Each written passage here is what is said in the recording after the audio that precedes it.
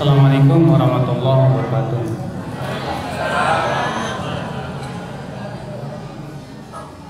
Innal hamdalillah nahmaduhu wa nasta'inuhu wa nastaghfiruh wa na'udzu billahi min shururi anfusina wa min sayyiati a'malina. Man yahdihillahu fala mudilla lahu wa man yudlil fala hadiya lahu. Asyhadu an la ilaha illallah wahdahu la syarika lah wa asyhadu anna Muhammadan abduhu wa rasuluh. Qala Allah ta'ala fi kitabihil karim, ya ayyuhalladzina amanu taqullaha haqqa tuqatih wa la tamutunna illa wa antum muslimun, amma ba'd. Bapak dan Ibu sekalian, alhamdulillah kita bersyukur kepada Allah atas limpahan karunia dan nikmat yang Allah berikan kepada kita. Di sore hari ini senang rasanya saya bisa berjumpa dengan Bapak dan Ibu-ibu yang berada di kota Blangpidi, Aceh. Semoga kita termasuk orang-orang yang diberikan oleh Allah istiqomah, kekuatan untuk terus menaati Allah, dan kemudian kita diberikan oleh Allah wafat di atas Islam dan iman. Amin ya rabbal alamin. Bapak dan Ibu sekalian, kita hidup di dunia tiada lain adalah tujuannya untuk beribadah kepada Allah Subhanahu wa taala. Allah berfirman dalam surat Ad-Dariyat ayat 56, "Wa ma khalaqtul jinna wal insa illa liya'budun." Tidaklah aku ciptakan jin dan manusia kecuali agar mereka beribadah kepadaku saja. Berarti Bapak dan Ibu-ibu sekalian, tujuan kita hidup di dunia adalah untuk beribadah kepada pencipta kita, di mana ini adalah merupakan tugas kita sebagai seorang manusia di dunia ini. Apa itu ibadah? Ibadah itu adalah ismun jami'un likulli ma yuhibbullah wa yardah. Ibadah itu adalah nama yang mencakup semua yang Allah cintai dan ridhai, berupa perkataan, perbuatan yang tampak maupun yang tersembunyi. Ibadah, Ibu-ibu sekalian, apa tujuannya? Kita beribadah kepada Allah Subhanahu wa taala, tujuannya adalah yang pertama, supaya ibadah itu memberikan kepada kita ketakwaan di hati kita. Dan yang kedua, supaya dengan ibadah itu memasukkan kita ke dalam surga Allah yang luasnya seluas langit dan bumi. Oleh karena itulah Ibu-ibu sekalian, siapa yang ingin masuk surga, hendaklah dia beribadah kepada Allah. Siapa yang ingin menjadi bidadari surga, hendaklah dia beribadah kepada Allah Subhanahu wa taala. Ibu dan Bapak sekalian, ada sebuah kunci yang disebutkan oleh para ulama sebagai kunci surga. Tahukah Ibu-ibu dan Bapak sekalian apa itu kunci surga? Dengan kunci itu kita akan bisa membuka pintu surga. Dengan kunci itu kita akan dijamin oleh Allah untuk masuk ke dalam surga. Kunci itu adalah ucapan la ilaha illallah. La ilaha illallah. Orang yang mati di atas la ilaha illallah dijamin masuk surga. Kata Rasulullah SAW, man qala la ilaha illallah dakhalal jannah. Siapa yang mengucapkan la ilaha illallah dan wafat di atas la ilaha illallah, maka ia akan masuk ke dalam apa? Surga. Oleh karena itulah Bapak dan Ibu-ibu sekalian, pertahankan ucapan la ilaha illallah sampai meninggal dunia. Kita tidak akan bisa masuk ke dalam surga, dan ibu-ibu tidak akan bisa menjadi bidadari surga kalau ibu ternyata mati atau wafat di atas kesyirikan. Sebab Allah, ibu-ibu sekalian, tidak pernah mengampuni dosa syirik. Sebanyak apapun amalan kita, kalau ternyata kita mati dan wafat di atas kesyirikan, Allah akan batalkan seluruh amalan kita.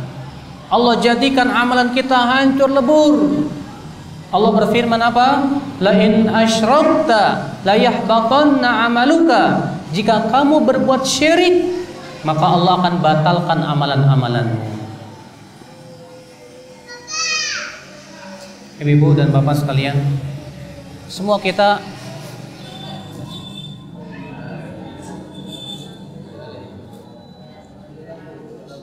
tes.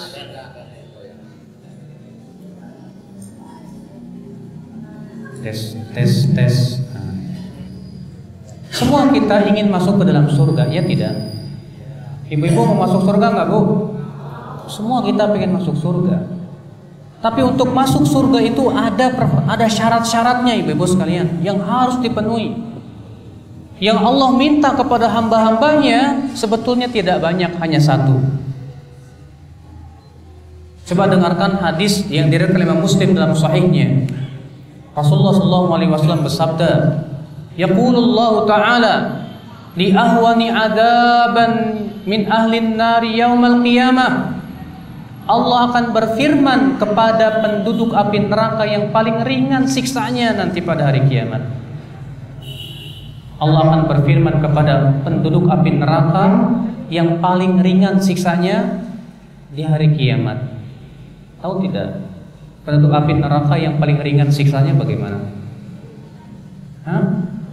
Ada yang tahu gak, Bu? Penduduk api neraka yang paling ringan siksanya itu, kata Rasulullah, diberikan padanya sendal dari api neraka, membuat apa? Otaknya mendidih. Itu yang paling ringan, bayangkan. Maka Allah akan berfirman kepada penduduk api neraka yang paling ringan adabnya itu. Apa kata Allah? Ya abdi, ara'aita law kanat lakad dunya wa ma fiha akunta muftadiyan biha.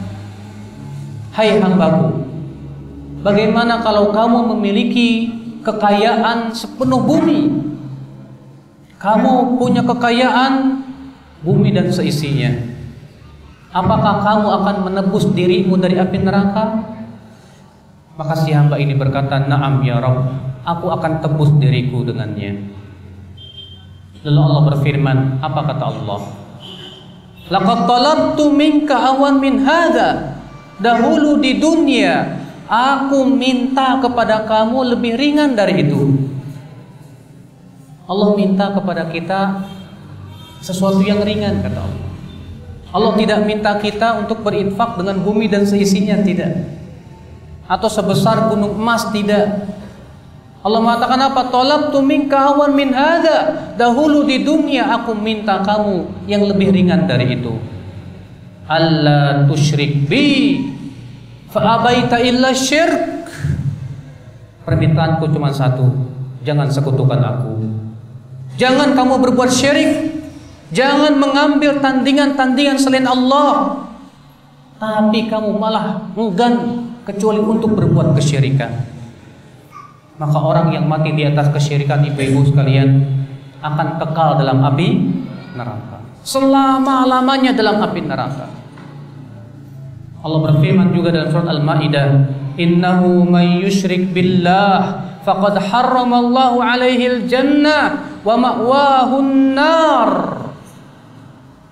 Sesungguhnya orang yang mempersekutukan Allah, Allah haramkan ia dari surga dan tempat dia dalam api neraka. Makanya ibu-ibu sekalian, para nabi terdahulu, ibu-ibu, sangat takut dari yang namanya kesyirikan itu, ibu-ibu sekalian. Nabi Ibrahim, bayangkan, Nabi Ibrahim saja khawatir terhadap kesyirikan. Sampai-sampai Nabi Ibrahim berdoa kepada Allah apa? Wajnubni wa baniya an na'budal asnam. Ya Rabb, jauhkan aku dan anak-anakku untuk menyembah berhala.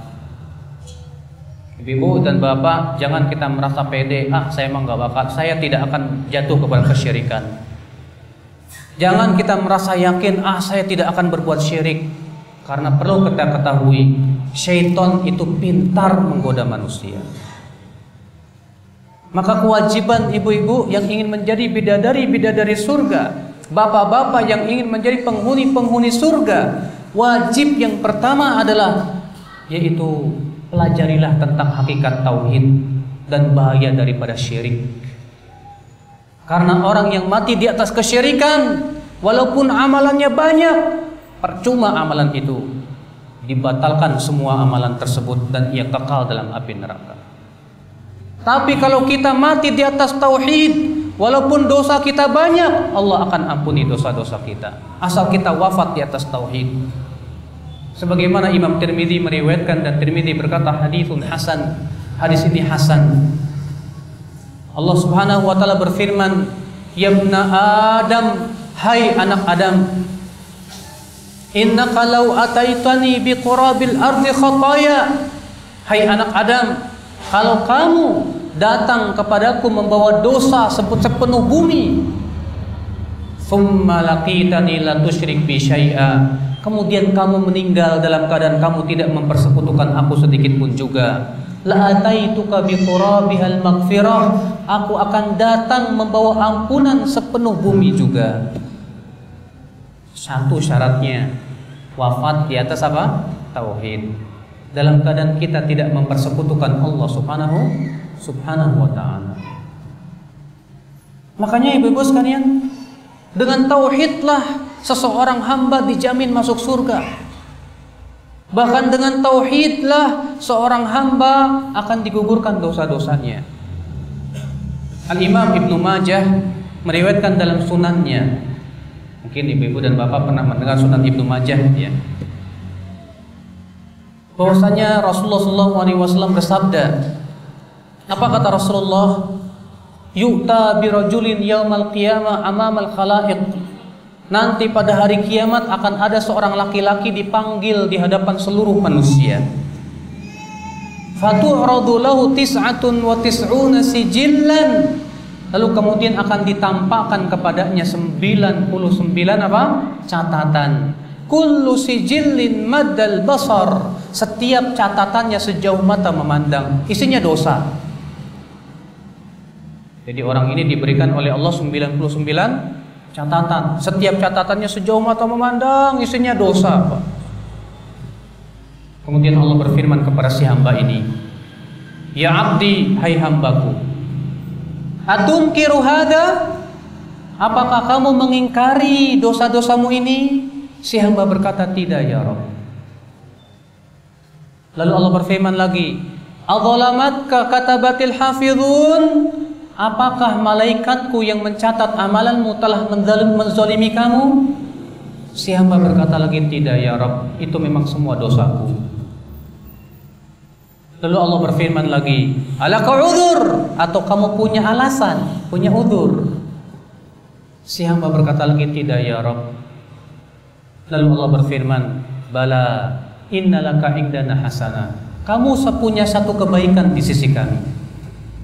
Kamu punya satu kebaikan di sisi kami. Fatukhraju lahu bitaqah, dikeluarkan sebuah kartu bertuliskan asyhadu alla ilaha illallah.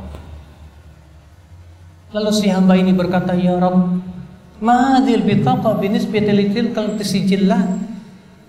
Ya Rabb, apa hebatnya kartu ini dibandingkan dengan 99 catatan? Setiap catatannya sejauh mata memandang.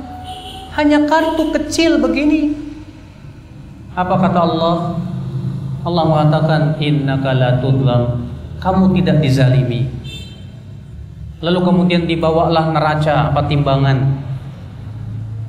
99 catatan itu disimpan dalam satu neraca.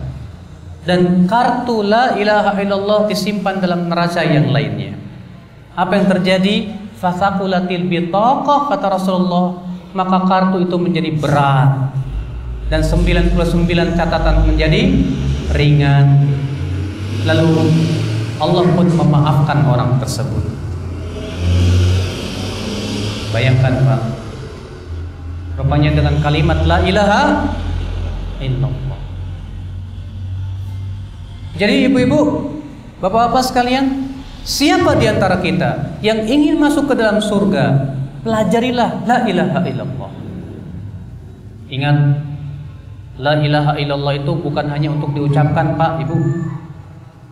Mungkin kalau orang mengucapkan la ilaha illallah semua orang bisa.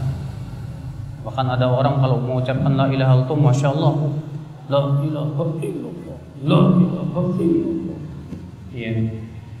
Tapi terkadang kita lihat masih berbuat kesyirikan, masih datang ke dukun-dukun, masih pakai jimat-jimat.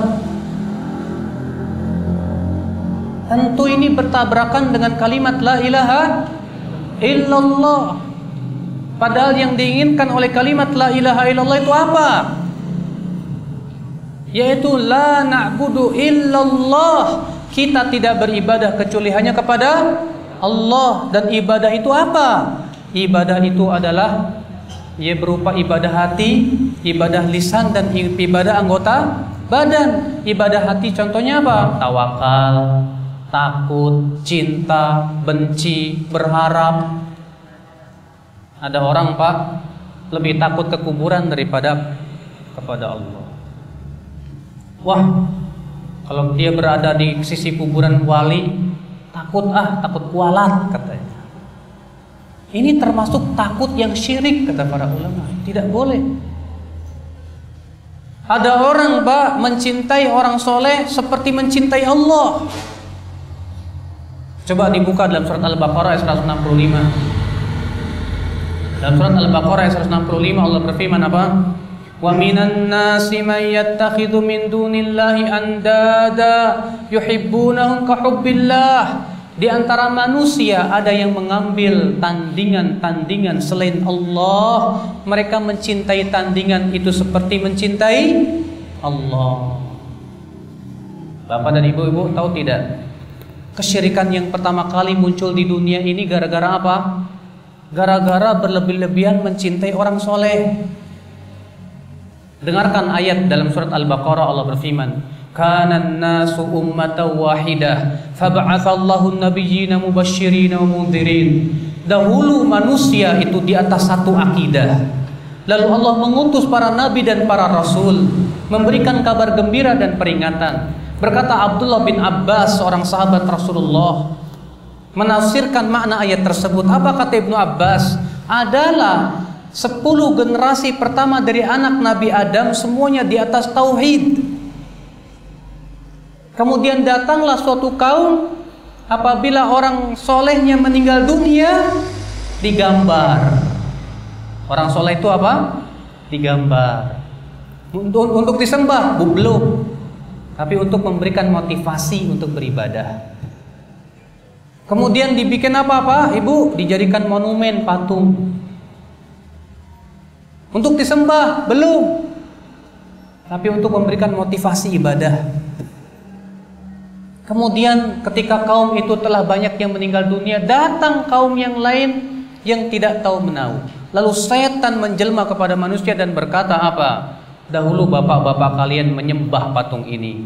Akhirnya terjadilah penyembahan kepada patung orang soleh, yang kemudian Allah mengutus Nabi Nuh kepada mereka. Makanya kan ibu-ibu ya dan bapak sekalian, kaumnya Nabi Nuh waktu itu punya 5 berhala. Semuanya nama orang soleh. Wad, Suwa, Yaguth, Ya'uq, dan Nasr. Ini semua nama orang soleh, Pak. Rupanya kesyirikan yang pertama kali muncul di dunia akibat apa? Berlebih-lebihan mencintai orang soleh. Loh, mencintai orang soleh emang gak boleh? Boleh, bagus, bahkan dianjurkan. Mencintai para wali tidak boleh? Bagus, dianjurkan. Yang tidak boleh itu berlebih-lebihan, Pak. Sampai-sampai kita mencintai orang soleh seperti mencintai Allah. Bahkan sebagian kaum muslimin punya keyakinan kalau wali itu bisa mengatur alam semesta. Wali itu katanya bisa memberikan manfaat dan mudarat walaupun sudah meninggal dunia.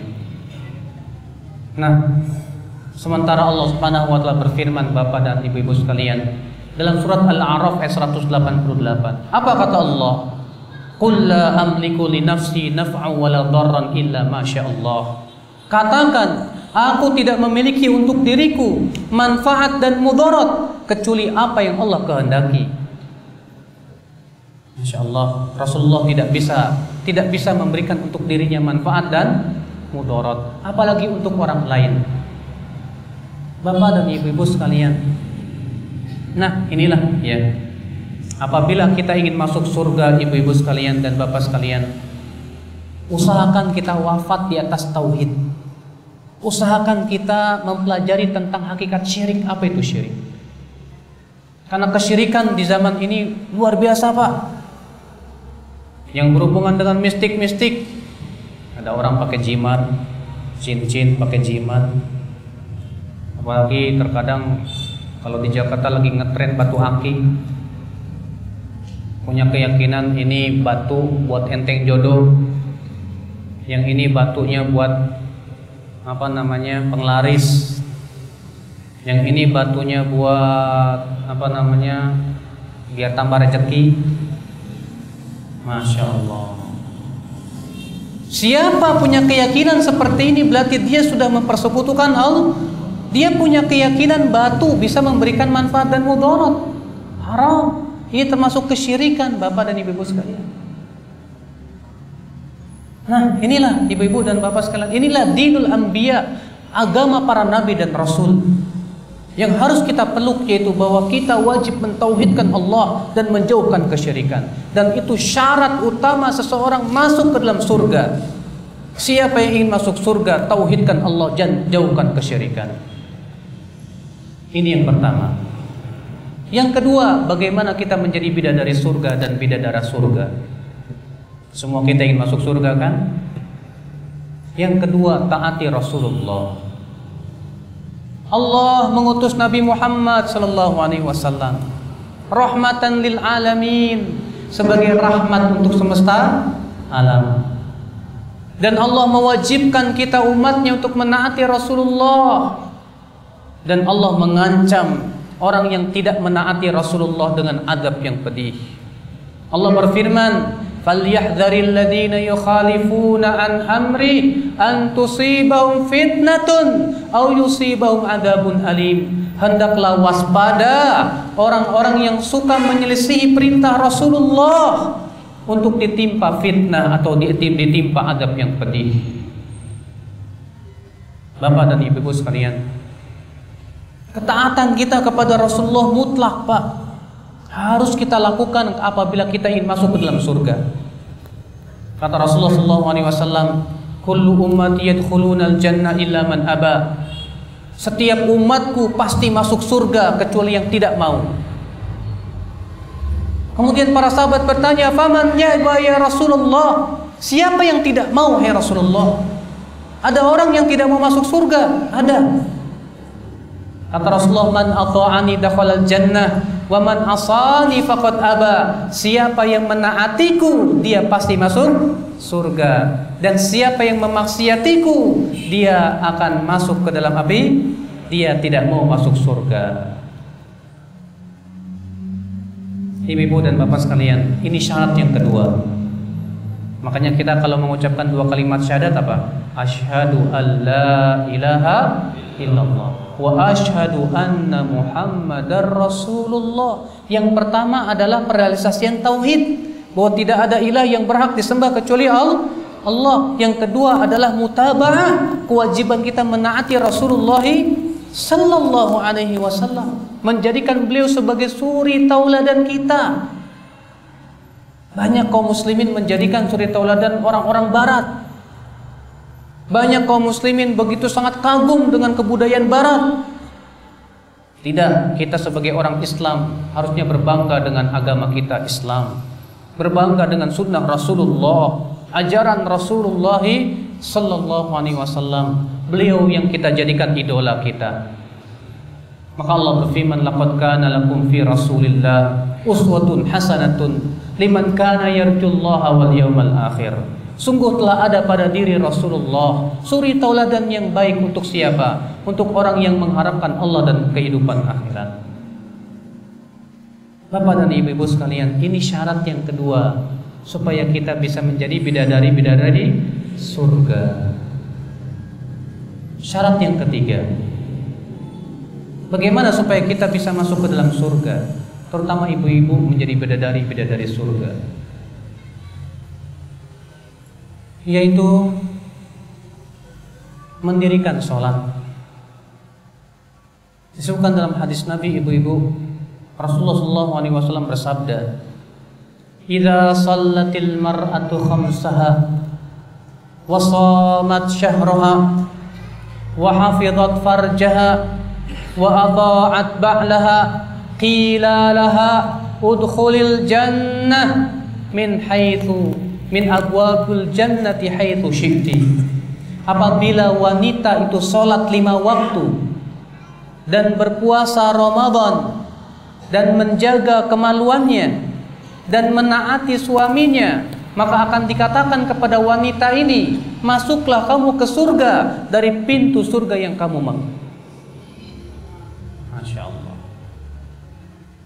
Ternyata ibu-ibu, untuk ibu-ibu yang ingin menjadi bidadari surga, Rasulullah SAW mengatakan 4 perkara. Yang pertama apa? Sholat 5. Yang kedua apa? Berpuasa Ramadan. Yang ketiga apa? Menjaga kemaluan.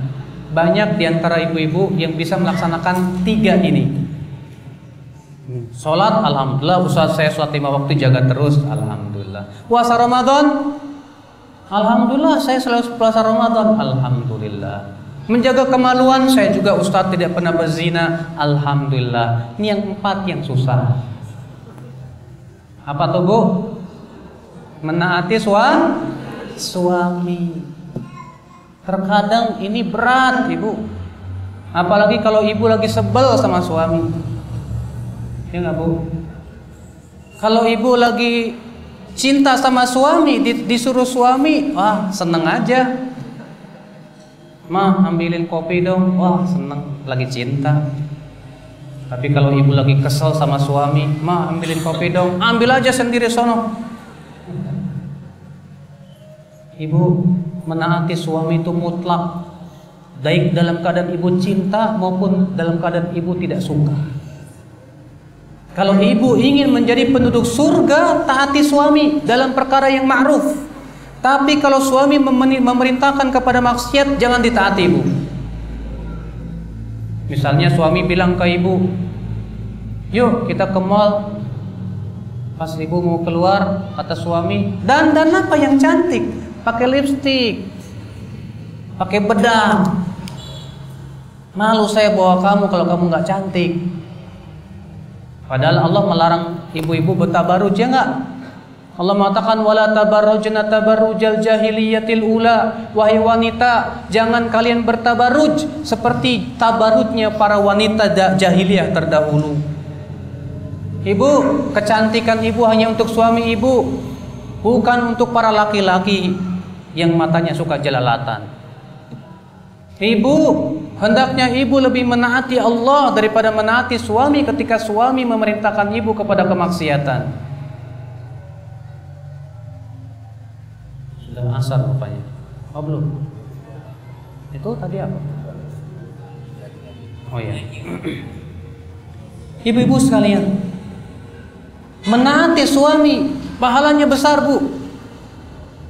Ibu-ibu tahu tidak Bu, wanita itu lebih wajib menaati suami daripada kepada orang tuanya. Itu yang diperintahkan oleh Rasulullah SAW. Ada seorang wanita tidak mau menikah di zaman Rasulullah, sampai bapaknya ngeluh ke Rasulullah, "Ya Rasulullah, anak gadis saya nggak mau nikah ya Rasulullah." Akhirnya dipanggil oleh Rasulullah wanita itu. "Kenapa kamu gak mau nikah?" Kata gadis ini, "Sebutkan dulu kepada saya, apa hak suami saya terhadap saya." Kata Rasulullah, "Hak suamimu atas kamu, kalau suamimu punya borok, lalu kamu jilati nanahnya, kamu belum melaksanakan hak suamimu." Kata wanita ini, "Kalau begitu saya nggak mau menikah selamanya ya Rasulullah." Ketakutan. Tapi maksudnya ibu, hadis ini menunjukkan betapa besarnya hak suami. Tapi ingat ya, suami jangan senang dulu, nanti bisa kita bahas. Mungkin ibu-ibu bilang enak banget sih suami. Saya mau bercerita tentang ibu-ibu dulu, supaya ibu-ibu menjadi bidadari apa? Surga.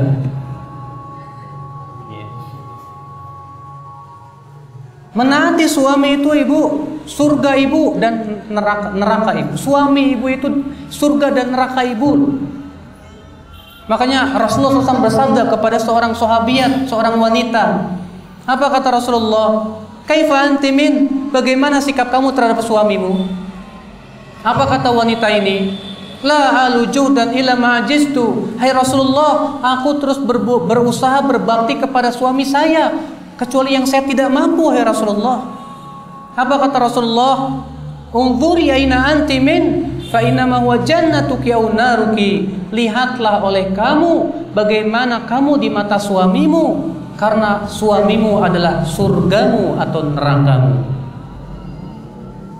Lagi surga ibu terletak pada suami, neraka ibu terletak pada suami. Makanya tidak aneh kata Rasulullah, banyak wanita yang masuk ke dalam api neraka. Gara-gara apa bu? Gara-gara kufur kepada suaminya. Kata Rasulullah, uritun nar, aku diperlihatkan oleh Allah api neraka. Faiza aktsaru ahlihan nisa, ternyata kebanyakan penduduknya dari kalangan wanita. Yakfurna, mereka kafir. Kalau kemudian ditanya kepada Rasulullah, kafir kepada Allah? Bukan, tapi kafir kepada suami. Apabila suami sudah banyak berbuat baik kepada istri, kemudian istri melihat satu kesalahan dari suami, apa kata istri? Kamu mas nggak pernah berbuat baik sedikit pun juga. Akhirnya dilupakan banyak kebaikan suami gara-gara satu kesalahan. Gara-gara itu bu, ibu bisa masuk neraka. Makanya ibu-ibu sekalian, jangan kufur kepada kebaikan suami. Jangan hanya karena satu kesalahan ibu merupakan banyak kebaikan suami. Kalau ibu melihat satu kesalahan suami, ingatlah kebaikan dia yang banyak kepada ibu, supaya ibu tidak kufur kepada suami ibu. Ingat ibu, jadikan suami ibu sebagai wasilah menuju surga. Bilang ke suami, mas, suamiku, aku ingin menjadikan kamu sebagai wasilah saya masuk surga. Tolong bimbing saya ke surga. Tolong ingatkan saya ketika saya salah. Jadilah kamu menjadi seorang imam yang betul-betul bertanggung jawab kepada saya sebagai seorang istri. Saya manusia. Nah, ibu-ibu sekalian, karena sudah masuk waktu asar, insyaallah kita lanjutkan setelah sholat asar. Wabillahi taufik. Wassalamualaikum warahmatullahi wabarakatuh.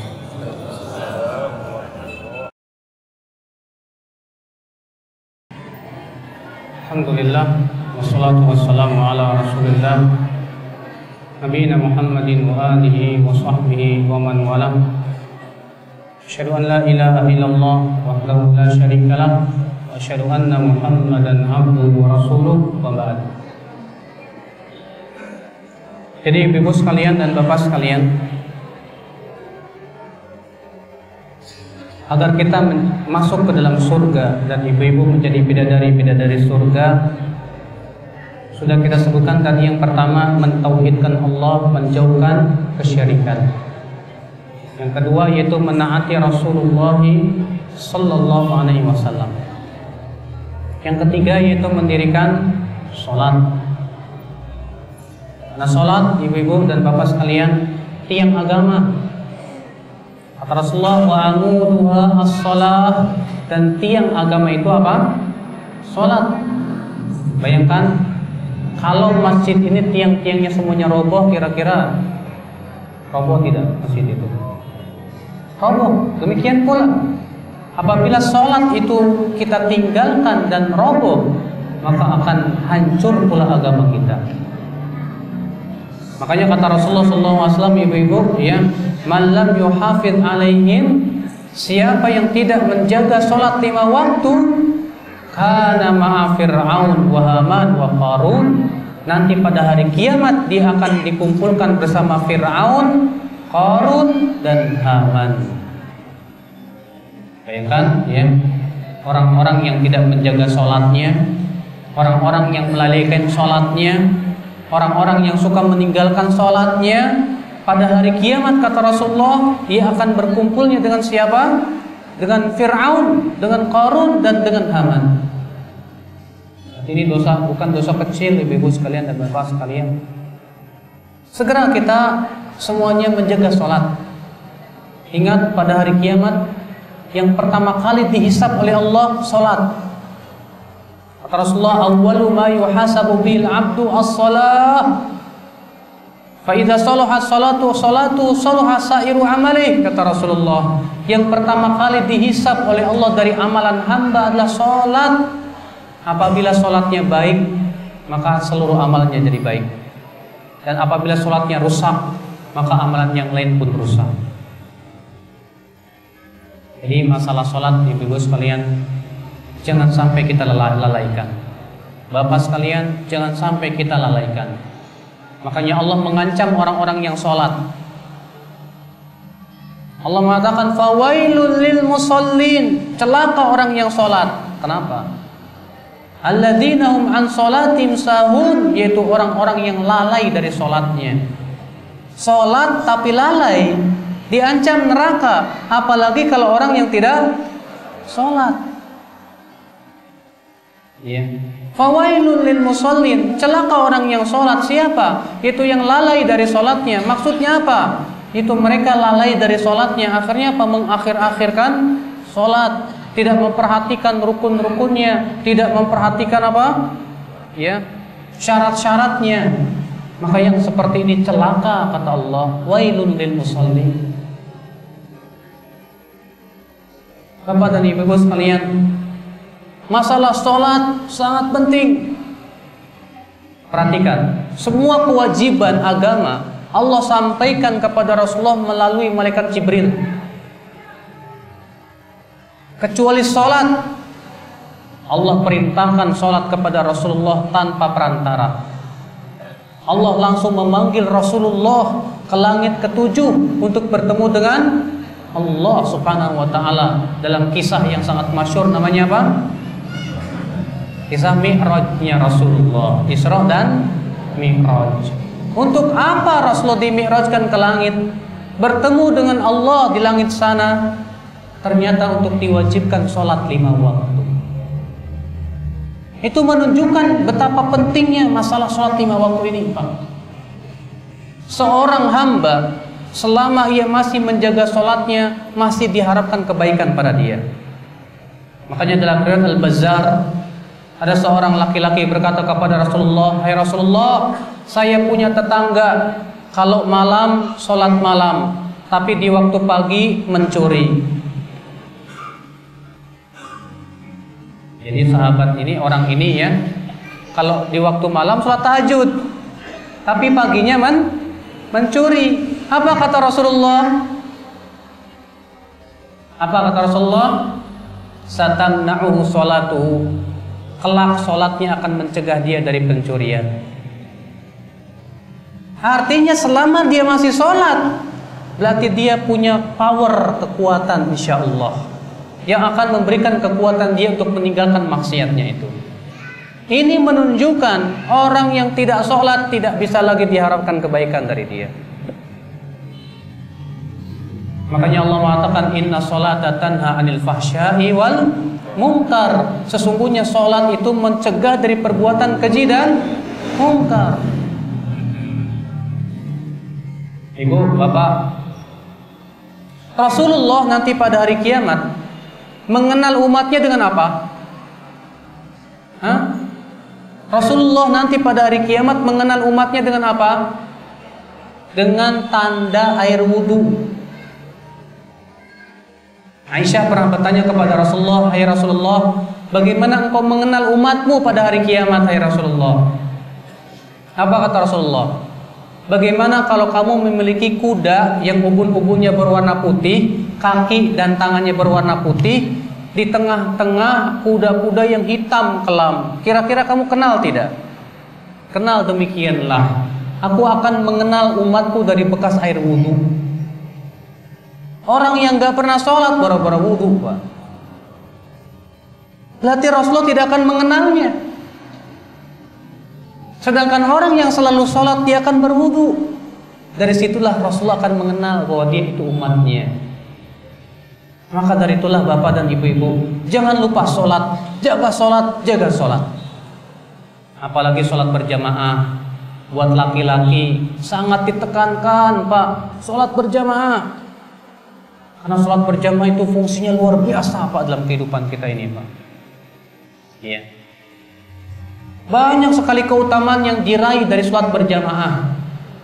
Kata Rasulullah SAW, sholatul rajul fi jama'atin tafdulu ala sholati fi baiti wa fi suqihi bi 25 darajah. Sholatnya seorang laki-laki secara berjamaah di masjid itu lebih baik daripada sholatnya dia sendirian di rumahnya dan di pasarnya 25 kali lipat. Dalam satu riwayat 27 kali lipat. Wa dzalika annahu idza tawaddaa, yang demikian itu apabila dia berwudu di rumahnya lalu ia keluar menuju masjid untuk sholat, lam yakhtu khutwatan, tidaklah ia melangkah sekali langkah kecuali Allah gugurkan padarinya satu kesalahan dan Allah angkat untuknya satu derajat dan Allah tuliskan untuknya satu kebaikan. Bapak dari masjid berapa meter, Pak, rumahnya? Ada 200 meter, Pak. Ada 300? Ada 400? Hah? 500 meter. 1 meternya berapa langkah, Pak? 2,5 lah ya. Berarti kalau 500 meter berapa kali langkah itu, Pak? 1000 lebih, 1250 langkah. Berarti 1250 kesalahan digugurkan, 1250 derajat diangkat. Itu baru pergi, belum pulangnya. Jadi berapa semuanya? 2500. Baru sekali satu sholat dikali 5 berapa, Pak? 2500 ke 5 berapa?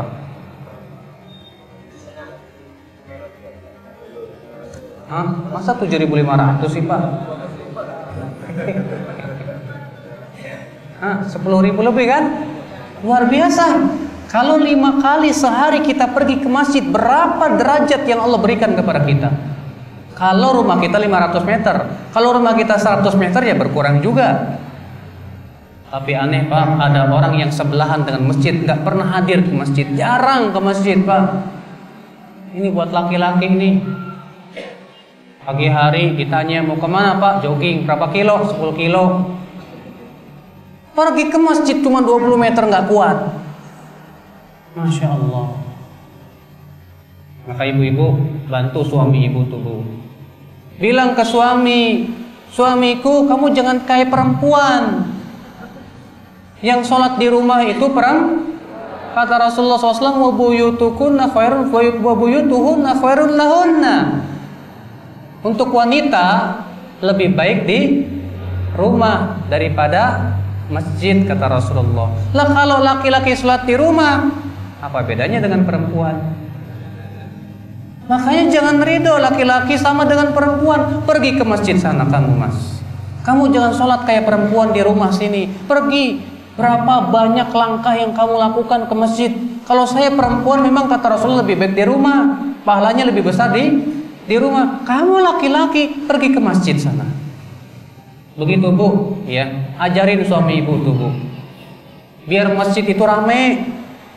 Sekarang ini masjid banyak kelompok, Bu. Masjidnya gede. Tapi yang azan dia, yang qomat dia, yang imam dia. Ini pada kemana coba? Di Aceh saya mau tanya sama ibu-ibu. Di Belang PD ini masjid yang paling besar. Kalau sholat tahajud rame nggak? Hah? Sholat tahajud lagi. Sholat subuh, maaf. Kalau sholat subuh rame nggak, Bu? Paling satu saf. Padahal di Belang PD saya yakin kaum musliminnya berapa persen? Hah? 9 bahkan hampir 100%. Itu kemana kaum muslimin? Dipanggil hayya 'alas shalah, hayya 'alal falah. Tenang saja ya Allah.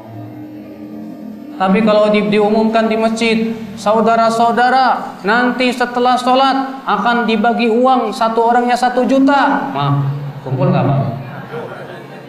Penuh tuh masjid tuh. Ternyata kaum muslimin lebih semangat kepada dunia dibandingkan kepada apa? Akhirat. Bagaimana kita akan meraih surga sementara kita seperti ini keadaannya? Maka dari itulah Bapak dan terutama Bapak nih ya, untuk sholat jangan lupa Pak, pergi sholat berjamaah. Bantu oleh ibu-ibu, bantu suaminya Bu, suruh pergi ke masjid. Mas, ya suamiku, kamu pergi ke masjid sana, jangan di rumah. Pahalanya lebih besar. Dan ingat Pak, ini khusus bapak-bapak. Kalau Bapak ingin wafat di atas Islam dan iman dan di atas kebaikan, jaga sholat ke masjid. Ada hadisnya soalnya Pak. Hadis itu diriwayatkan Imam Ahmad dalam musnadnya. Rasulullah SAW bersabda, "Ra'aitu Rabbi al-barihata fi ahsani suratin." Tadi malam aku bermimpi bertemu dengan Allah dalam bentuk yang sangat indah sekali, kata Rasulullah. Faqala li, lalu Allah berfirman kepadaku, "Ya Muhammad, atadri fima yaqtasimu fihi al-mala'ul a'la?" Hai Muhammad, tahukah kamu apa yang sedang diperbincangkan oleh malaikat yang ada di langit? Apa kata Rasulullah? Aku tidak tahu ya Allah. Lalu Allah pun kata Rasulullah meletakkan tangannya di pundakku, di antara 2 pundakku, sehingga aku merasakan dinginnya di antara 2 dadaku, sehingga aku mengetahui apa yang terjadi di langit sana. Lalu Allah berfirman lagi kepadaku, tahukah kamu apa yang sedang diperbincangkan oleh malaikat yang ada di langit? Kata Rasulullah, aku tahu ya Allah. Fil kafarati wad darajat, tentang amalan yang menggugurkan dosa dan amalan yang mengangkat derajat. Lalu Rasulullah ditanya, apa itu amalan yang mengangkat derajat, apa menggugurkan dosa? Kata Rasulullah, wa ammal kafarat, adapun amalan yang menggugurkan dosa, famashul aqdami ilal jamaat, maka melangkahkan kaki ke salat berjamaah. Wantidharus sholawati ba'da sholawat, menunggu satu sholat sampai sholat berikutnya di masjid. Wa isbahul wudhu'i indal makruhat, dan menyempurnakan wudhu di saat sulit. Lalu Allah berfirman kepada Nabi Muhammad, apa kata Allah? Shadaqta ya Muhammad, kamu benar hai Muhammad. Faman fa'ala dzalik, siapa yang melakukan perkara-perkara tadi, asya bi khairin wa mata bi khairin, ia akan hidup dalam keadaan baik, wafat pun dalam keadaan baik. Wa kana min khati'atihi kayaumi waladatu ummu, maka ia akan bersih dari dosanya seperti dilahirkan oleh ibunya kembali. Dengan syarat jaga 3 perkara tadi. Salat berjamaah di masjid. Menunggu satu salat sampai salat berikutnya di mana? Di masjid. Coba Bapak pergi ke masjid di waktu maghrib, nunggu sampai sholat isya sambil baca Quran atau sholat. Menunggunya Bapak dari maghrib sampai isya di masjid itu pahalanya sama dengan ribat, kata Rasulullah. Ribat itu berjaga di tapal batas dalam rangka berjihad di jalan Allah Subhanahu wa ta'ala. Bayangkan Bapak sekalian, saya ini sedih terkadang melihat kaum muslimin berlomba-lomba membangun masjid bermegah-megahan, tapi yang apa? Yang memakmurkannya sedikit, Pak. Di Depok sana, Pak, ada masjid berkubah emas. Itu masjid harganya ratusan miliar, Pak. Tapi yang memakmurkannya lihat sedikit. Padahal tujuan masjid itu tujuannya apa? Memakmurkan, bukan membangunnya, bukan dengan bermegah-megahan, tidak. Justru Rasulullah mengabarkan di antara tanda hari kiamat, orang-orang akan bermegah-megahan dengan masjid, itu tanda hari kiamat. Nah, Bapak dan Ibu sekalian, kita semua ingin meraih surga. Bapak raih surga dengan pergi ke masjid, sholat berjamaah. Ibu-ibu, jagalah sholat ibu, sholat 5 waktu ibu. Bantu suami ibu untuk sholat berjamaah di masjid. itu insya Allah akan semakin memberikan kepada kita keharmonisan dalam rumah tangga kita. Kemudian apalagi yang bisa menyebabkan kita masuk ke dalam surga Allah Subhanahu wa taala? Di antara perkara yang bisa memasukkan kita ke dalam surga Allah Subhanahu wa taala, yang tentunya surga Allah Subhanahu wa taala luasnya seluas langit dan bumi, yaitu ibu-ibu sekalian, kita berusaha untuk berlomba-lomba dalam beramal soleh. Beramal soleh dan beramal soleh. Ingat ibu, pak, perlombaan kita orang beriman bukan banyak-banyakan duit, bukan. Jangan perlombaan kita, wah tetangga saya bisa beli mobil, masa saya nggak bisa. Wah tetangga saya bisa beli rumah, masa saya nggak bisa. Bukan itu perlombaan kita orang beriman. Perlombaan kita orang beriman, pak, beramal soleh. Dahulu di zaman Rasulullah, orang-orang fakir miskin mengadu kepada Rasulullah. Kenapa? Apa kata orang miskin? Ya, kepada Rasulullah, ya Rasulullah, dhahaba ahlud duthur bil ujur. Hai Rasulullah, orang-orang kaya pergi membawa pahala banyak. Yusalluna kama nusalli wa yasumuna kama nasum. Mereka sholat sebagaimana kami sholat. Mereka berpuasa sebagaimana kami berpuasa. Wa yatasaddaqun wa la natasaddaq, tapi mereka bisa sedekah sementara kami tidak. Lihat orang miskin iri kepada orang kaya karena bisa sedekah, bukan karena dia punya mobil, bukan karena dia punya kekayaan, bukan, tapi orang kaya kok bisa lebih amalannya ya. Mereka bisa sedekah, kami tidak. Mereka bisa umroh, kami tidak. Mereka bisa haji, kami tidak. Nah itu seharusnya ibu-ibu yang kita pikirkan dalam kehidupan dunia ini, ibu-ibu dan bapak sekalian. Coba berlomba-lomba, suami sama istri berlomba dalam kebaikan. Makanya Rasulullah yang mendoakan suami istri, apa kata Rasulullah? Rahimallahu mra'an, semoga Allah merahmati seorang suami yang bangun di waktu malam, lalu ia sholat malam, lalu ia membangunkan istrinya, mah sholat malam. Kalau ternyata tidak bangun, diperciki wajahnya supaya sholat malam.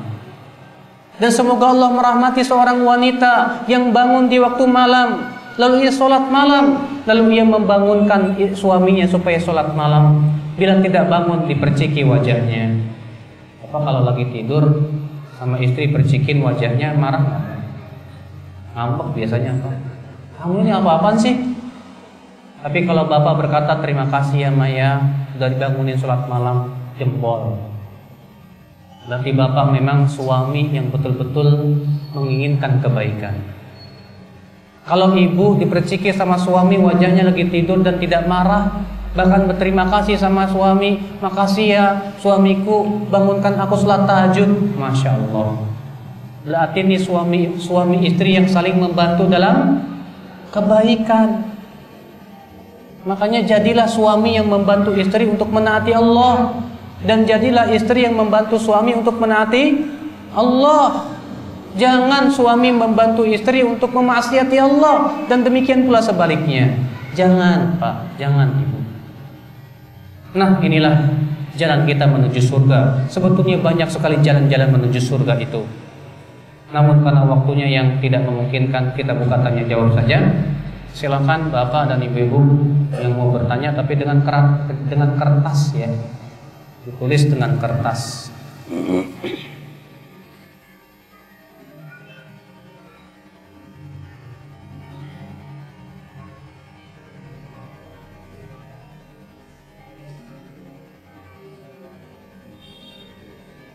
Ustaz, tugas utama bidadari surga nanti di surga itu apa sih? Tugas utamanya melayani suami, itu saja. Tugas utama bidadari surga itu melayani suami. Terus boleh nggak Ustadz penduduk surga nanti gonta-ganti bidadari?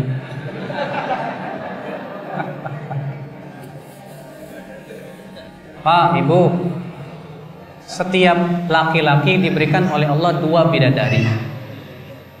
Kalau wanita hanya diberikan oleh Allah satu laki-laki.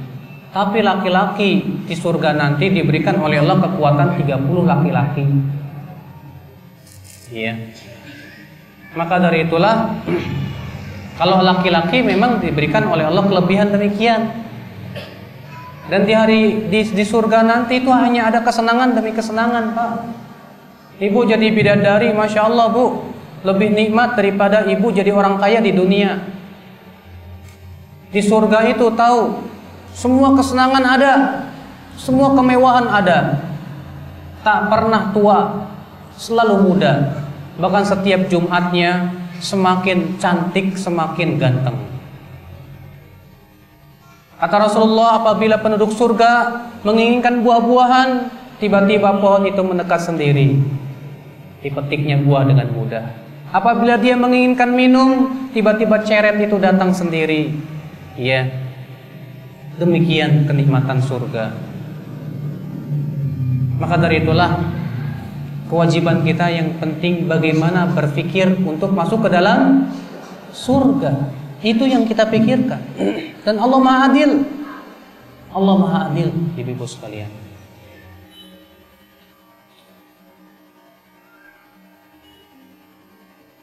Bolehkah wanita melahirkan pada dokter laki-laki selama masih ada dokter perempuan dan bidan wajib sama perempuan? Enggak boleh sama laki-laki. Kecuali kalau sudah darurat tidak ada lagi, silahkan. Kenapa? Karena ini masalahnya berhubungan dengan aurat. Dan laki-laki sebetulnya tidak boleh jadi dokter kandungan. Itu urusan perempuan. Ngapain kok laki-laki jadi dokter kandungan? Ya. Itu urusan perempuan. Makanya saya tidak setuju kalau laki-laki ngambil dokter kandungan. Kamu ngapain? Yang lain aja lah, dokter bedah ke, dokter umum ke, dokter mata ke. Ini kandungan.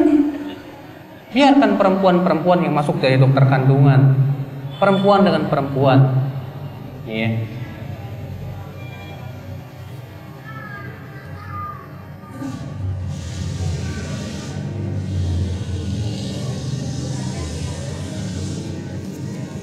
Apa ini tulisannya susah sekali ya? Nggak kebaca, Pak.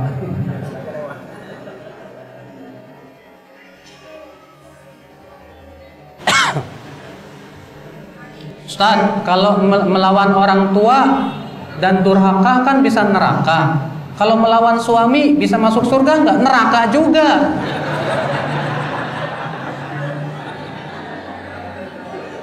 Yang ngomong bukan saya, Rasulullah masalahnya.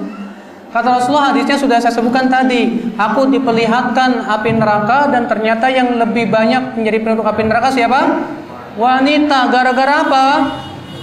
Kufur kepada suami. Suami sudah banyak memberikan kebaikan kepada istri, gara-gara satu kesalahan lupa itu banyak kebaikan itu.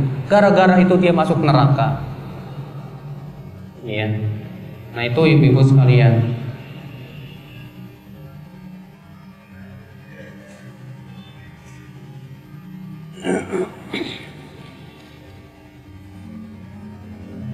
Apakah seorang wanita wajib mempersiapkan makanan untuk suami? Apakah memasak itu tugas istri? Masya Allah. Gimana nih Pak? Jawabannya Pak. Jadi Bapak disuruh masak katanya Pak. Istri enak-enak aja. Memang terjadi perselisihan para ulama. Sebagian ulama mengatakan istri itu kewajibannya hanya melayani suami saja dan tidak ada kewajiban yang lain. Adapun masak, adapun mencuci dan yang lainnya tidak wajib. Itu hukumnya tidak wajib kata sebagian ulama. Jadi kewajiban istri apa? Melayani suami aja udah. Jadi yang melakukan itu semua siapa? Suami. Ini pendapat sebagian ulama. Sampai-sampai ada sebagian ulama mengatakan, istriku udah kamu gak usah ngapa-ngapain, biar aku yang melakukan semuanya. Karena dia berpendapat bahwa itu kewajiban suami. Sebagian ulama mengatakan berbeda. Dan kalau kita melihat bagaimana istri-istri Nabi dan istri-istri sahabiat, akan tampak kepada kita bahwa mereka baktinya kepada suami luar biasa. Sampai-sampai Fatimah radhiyallahu anha datang ke Rasulullah. Fatimah itu suaminya siapa? Ali bin Abi. Datang kepada Rasulullah minta pembantu. Kenapa? Karena Fatimah capek. Dia harus masak, dia harus nyari air keluar, dia juga yang memberi makan kudanya Ali bin Abi Thalib. Minta pembantu ke Rasulullah, tapi ternyata Rasulullah tidak memberinya. Kemudian di waktu malam Rasulullah datang ke rumah Fatimah. Didapatinya Ali dan Fatimah hendak tidur. Kemudian Rasulullah duduk di antara keduanya dan berkata, "Maukah aku ajarkan kalian berdua dengan sesuatu yang lebih baik daripada pembantu? Dan kalau kalian amalkan ini, kalian akan diberikan kekuatan oleh Allah." Apa itu? Baca sebelum tidur subhanallah 33 kali, alhamdulillah 33 kali, Allahu akbar 34 kali. Kata Rasulullah itu lebih baik daripada pembantu. Pokoknya diamalkan oleh Fatimah. Dengan itu Allah bantu dia untuk melaksanakan kewajiban-kewajiban dia sebagai seorang istri. Dan ibu, kalau ibu masak dapat pahala nggak bu? Dapat. Kalau ibu mencuci dapat pahala tidak? Dapat. Kalau ibu nyuapin anak ke makanan ke anak dapat pahala tidak bu? Dapat. Kalau ibu melayani suami dapat pahala nggak bu? Dapat. Sebetulnya yang paling banyak pahalanya ya ibu. Bayangkan ibu itu 24 jam melayani suami, melayani anak, harus masak dan yang lainnya. Emang ibu kira masak itu bukan ibadah? Ibadah. Makanya aneh kalau ada wanita berkata kepada saya begini, "Ustadz, saya ini nggak sempat zikir pagi sore gara-gara melayani suami." Gimana ya? Kita katakan zikir pagi sore itu sunnah, melayani suami hukumnya apa? Wajib. Kenapa kita harus maunya mengejar yang sunnah melalaikan yang wajib? Salah seperti itu. Makanya ibu-ibu itu pahalanya banyak sebetulnya bu, asal ibu ikhlas. Dan ibu jangan mengungkit-ungkit kepada suami, "Mas, saya ini udah capek ngelayanin kamu." Kalau ibu sudah mengungkit kebaikan, Allah batalkan amalan ibu. Sebab kata Rasulullah, Allah berfirman, "Ya ayyuhalladzina amanu la tubtilu shadaqatikum bil manni wal adha."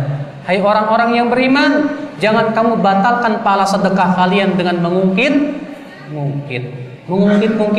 kebaikan kita kepada orang lain, itu bisa membatalkan amalan kita. Suami jangan mengungkit kebaikannya kepada istri. "Saya ini udah capek memberi nafkah kamu." Hati-hati. Ini mengungkit bisa membatalkan amal.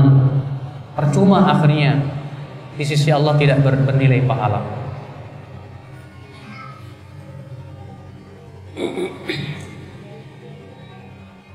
Bagaimana kalau saya pergi ke masjid tapi tidak melangkah Ustadz, pakai motor? Maklum.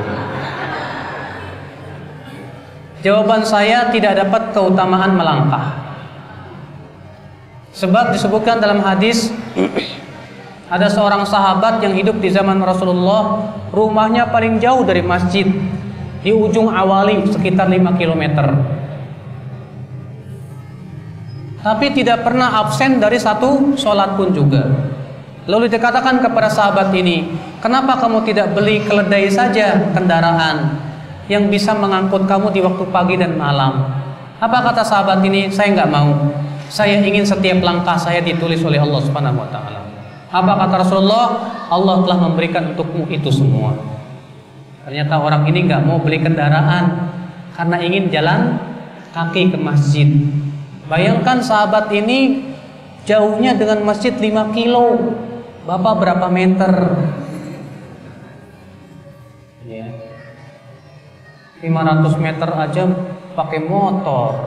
Gak usah pakai motor Pak, jalan kaki Pak, sehat juga Pak. Bapak tanyain ke dokter, olahraga yang paling sehat itu apa? Jalan kaki. Dengan Bapak jalan kaki sehari 5 kali, sehat insya Allah. Bukan hanya sehatnya, pahalanya juga besar insya Allah. Ya. Bagaimana hukum sholat dengan dalam keadaan mata tertutup? Kata Ibnu Qayyim, Rasulullah SAW kalau sholat tidak pernah menutup mata. Ini menunjukkan bahwa menutup mata itu hukumnya makruh, kecuali kata beliau kalau di depan kita ada sesuatu yang membuat kita tidak khusyuk. Misalnya kita sholat, di depan kita ada gambar-gambar sajadah, akhirnya gara-gara kita ngeliatin aja mana pintunya itu ya, akhirnya lupa. Ya, maka tidak apa-apa ditutup matanya untuk supaya lebih khusyuk. Wallahu a'lam.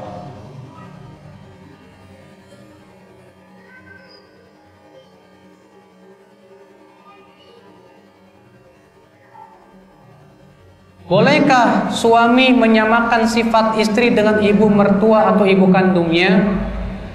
Apa niatnya? Kalau dia berkata, kok kamu sifatnya kayak ibu saya ya? Kalau niatnya hanya sebatas menyamakan saja, kok mirip-mirip sifatnya, tidak masuk zihar. Kapan zihar? Kalau zihar itu dengan niat. Kamu sudah seperti ibu saya, artinya saya haram untuk menyetubuhi kamu. Itu namanya zihar. Hanya sebatas mempersamakan, tidak termasuk zihar sampai ada niat. Ya.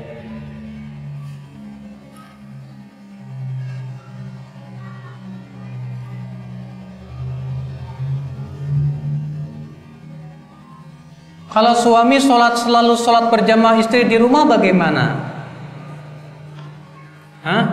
Kita katakan tidak sesuai dengan petunjuk Rasulullah.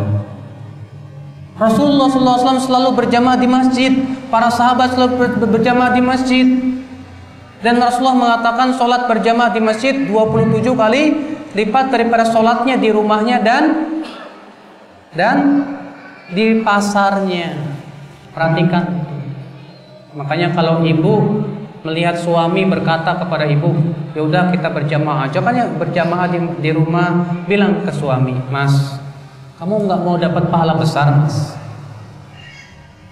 Suamiku, kamu tidak mau mendapatkan pahala besar, langkah kakimu ke masjid, pahalanya besar. Dan kalau kamu duduk di masjid, didoakan malaikat. Apa doanya malaikat buat orang yang duduk di masjid menunggu sholat? Ya Allah ampuni dosanya, ya Allah rahmati dia, ya Allah berikan taubat kepadanya. Luar biasa. Rugi Pak, makanya kalau Bapak hanya sebatas sholat berjamaah di rumah, rugi. Bapak tidak dapat pahala besar. Rugi dan sangat rugi sekali.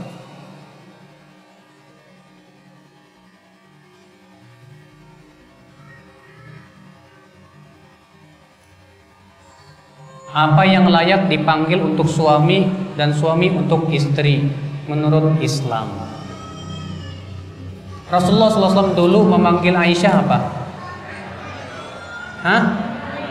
Humairah. Humairah itu apa sih? Yang pipinya kemerahan. Makanya suami kalau bisa panggil istri itu dengan panggilan kesayangannya. Panggil gimana?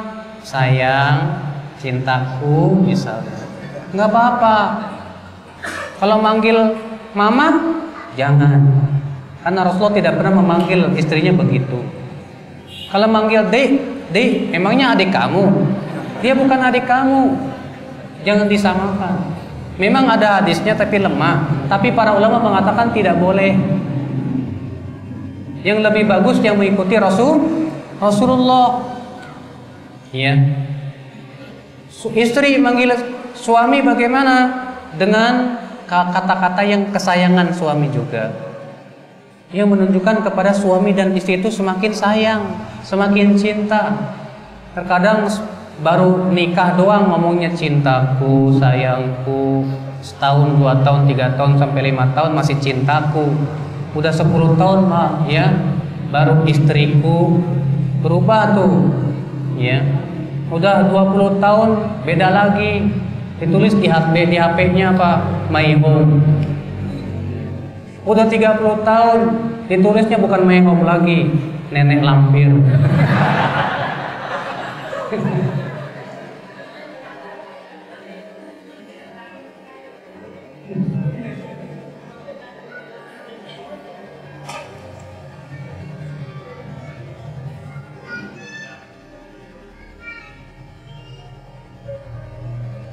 Baiklah Bapak dan Ibu, saya kira cukup dulu sampai di sini. Insyaallah pada maghrib kita ada kajian lagi di masjid mana tuh? Saya nggak tahu. Masjid At-Taqwa katanya. Insyaallah kita ketemu lagi pada maghrib di Masjid At-Taqwa dengan kajian yang temanya berbeda. Subhanallah bihamdik, asyhadu an la ilaha illa anta, astaghfiruka wa atubu ilaik.